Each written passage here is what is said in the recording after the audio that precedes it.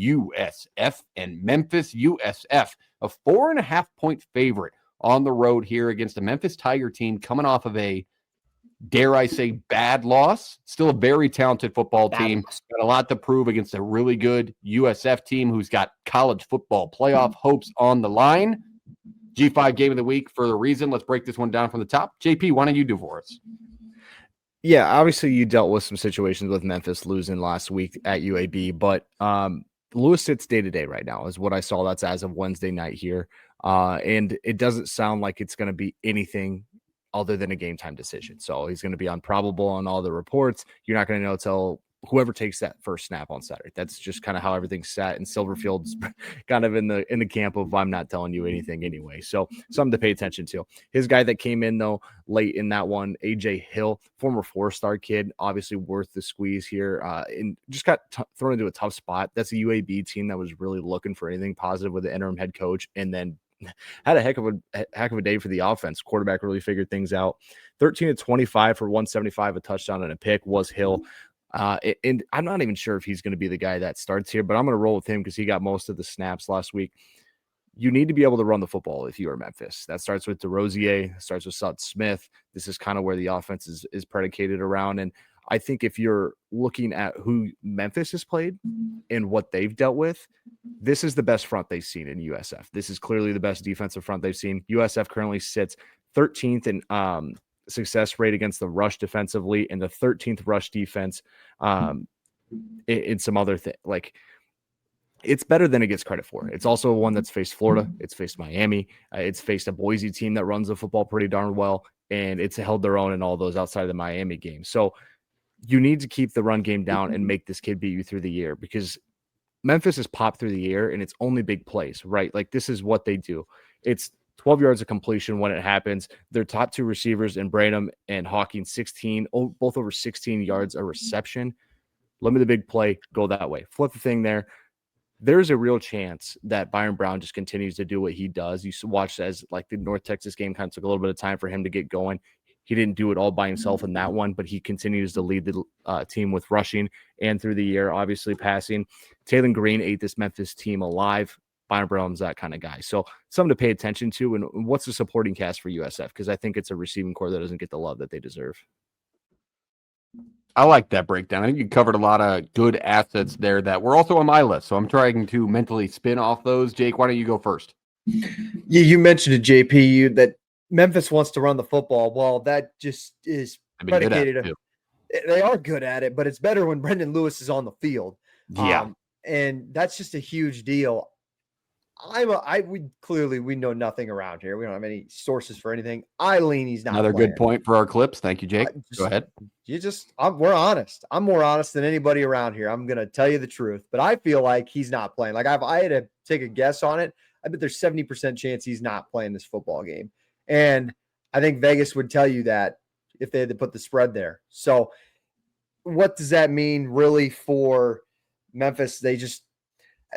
How can DeRosier and Sutton Smith, how can they run the football and create their own, I guess, integrity lanes? But AJ Hill is going to have to get off the mat and put up a better fight than what he did against UAB. For USF side of things, this might be the fastest offense in college football. And Memphis defends the run really well for the most part, but they were just super susceptible to the pass against FAU, against UAB, against Arkansas.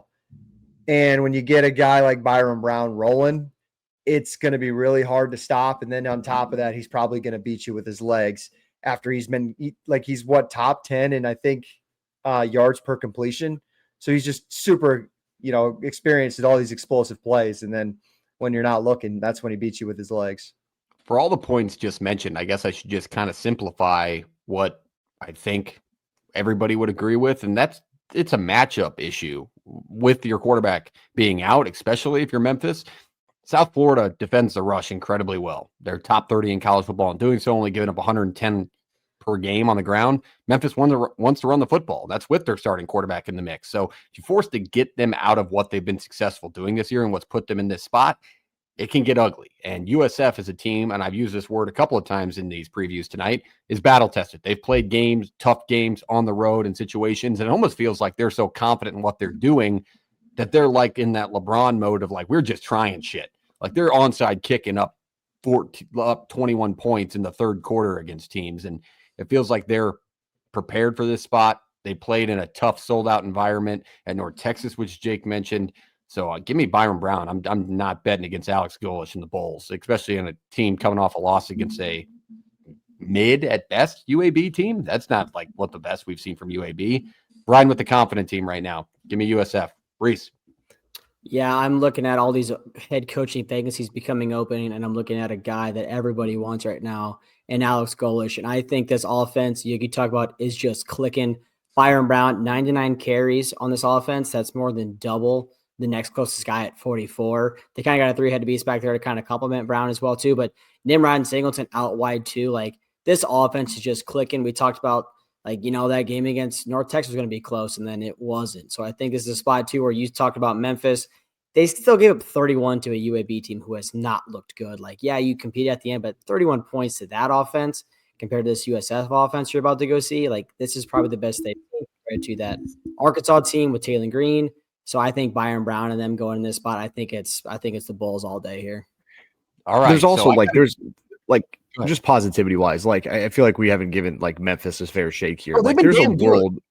Like there's a world in which they get the passing game figured out, and they just rely on what getting a week to prepare rather than just throwing them in the middle of the game last week. Yeah, there's definitely a real thing. Well, and you can get South Florida through the air. Like they are gettable. And if they're not getting turnovers, they are very gettable. So you can sustain things and you don't have to be elite on the ground, but maybe we open it up in short passing game to open up the run game. And then we pop a couple over the top. Because if they hit the big ones and they got the whole environment on their side, things change quick. All right. That wraps up the G5 game of the week. Let's go to picks on this one. You got Memphis, you got South Florida, you taking the spread, you taking the points with the Bulls battle-tested team, or are you taking a talented Memphis team that maybe the college football world will be put on notice about this week? JP. I'll take South Florida here. I think they're the best team in the G5 right now. That's like not that a knock quick against positive Memphis. note, It's just and then your pick. I felt like it's give them their flowers. Give them their flowers. 65-54. Like this is going to be high scoring and a ton of fun. But I do think they're the best team in the G5 right now. All right. I like that. I gave my pick away earlier. Give me the Bulls. Battle tested. Byron Brown, it's enough for me. Give me on the road. Alex Golesh, one of the better coaches in the G5, if not the best. Jake. USF's been just tested in so many spots. You just said it. Like, it reminds me, they went to North Texas. They sold out that place. They were rocking, ready for it. Friday night, and USF just absolutely depantsed them in the second half. 63 piece. Next point. So I know Memphis is going to have – they got an awesome crowd. They got an awesome fan base, and I bet that place will be rocking. This team is different at home.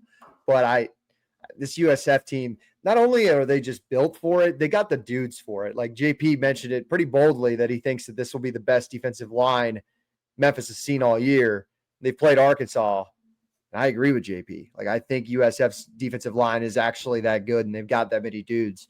So it's – if we're getting into a track race here, I just don't see Memphis coming out the other side, especially with a backup quarterback. Yeah, it almost is a similar thing to that North Texas game. Like we said, track race, North Texas, lots of points, and USF did what they did. Yeah, USF's like, okay, yeah, we'll do that. We have weapons as well. Reese, you're on the Bulls. Give us one key reason why. Like I said, this is a coach where you look at everybody wants him next year. Like, this is a spot where you got to go and you got to win a football game, because if I'm going to go to an SEC or a Big Ten job or whatever, like, you got to go in and win on the road in environments when you're supposed to win. This is a spot where USF has to go in there, and Byron Brown is that guy. Shout out JT. I'll take the Fighting Golishes. All right. Yeah. But you mean Oklahoma State head coach Alex Golesh? I'm just kidding, USF fans. Don't come for us in the comments. But let us know your score prediction in here if you're a G5 fan or a fan of these two programs on this YouTube clip. Appreciate you joining us. Make sure you smash the subscribe button, as we will cover the G5 all season long.